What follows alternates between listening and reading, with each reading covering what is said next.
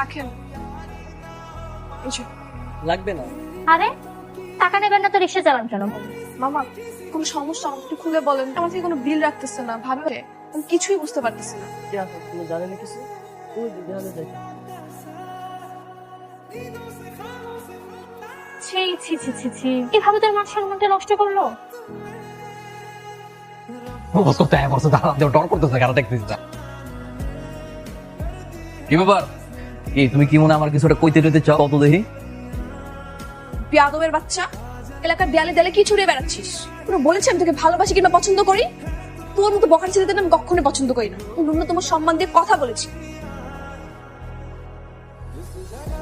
ভুল হয়ে গেছে। কিসের সরি? পুরো এলাকার মধ্যে আমার মান সম্মান ডুবে এখন সরি বলে সবকিছু শেষ। তোর মতো বস্তির ছেলের সাথে কি আমার যায় ক্লাস মিলে?